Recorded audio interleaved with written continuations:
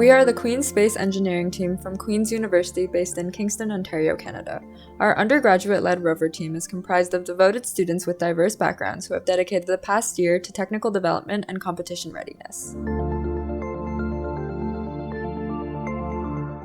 The Rover suspension uses a rocker differential system to traverse uneven terrain and tight spaces.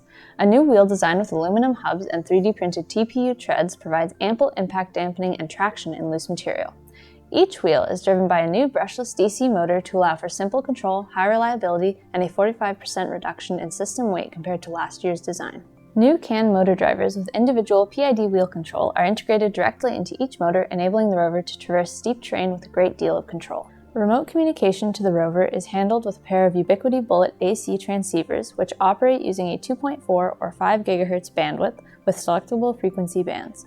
An omnidirectional antenna is secured to the toolless extendable mast, which enables line-of-sight operation of the Rover from up to 1 kilometer. Onboard systems are powered by a new 8-cell lithium-ion battery, resulting in a 50% increase in battery capacity. These wheel and battery changes allow for a continuous tested drive time of 1 hour and 25 minutes. For improved onboard electrical safety, the Rover has independently fused components and backdrive protection diodes. Our dexterous arm is a 5-degree of freedom system with an updated grabber capable of continuous roll for interfacing with the lander and lifting heavy loads. The arm employs inverse kinematics to determine optimal joint motion for the 3 principal axes. It can perform tasks such as flipping a switch, opening a latch, typing on a keyboard, and plugging in a USB. Like the drive system, the arm uses PID control, assisting in the manipulation of a 5 kilo load during the equipment servicing task. The Rover can be operated remotely using a custom control board as well as analog joystick. The camera system has been upgraded to include 9 navigation and instrumentation cameras with onboard encoding to reduce the computational load on the main computer. A new 3-degree of freedom camera, Selfie Cam, is mounted on the Rover body to allow for enhanced observation of the Rover's payload, arm, and surrounding area. The Rover's implement bay allows for quick switching of a Rover's configuration and is capable of hosting either the scientific payload or the arm depending on the mission.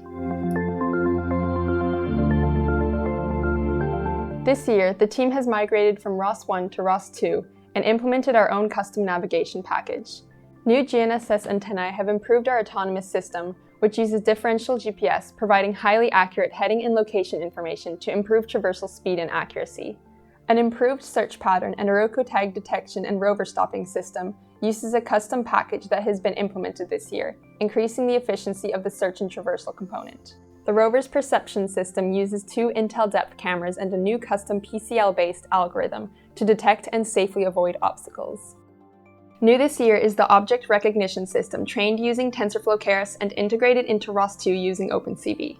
The Rover takes RGB frames from our Intel cameras and uses our convolutional neural network to detect if an orange mallet or water bottle is in frame based on a confidence indicator.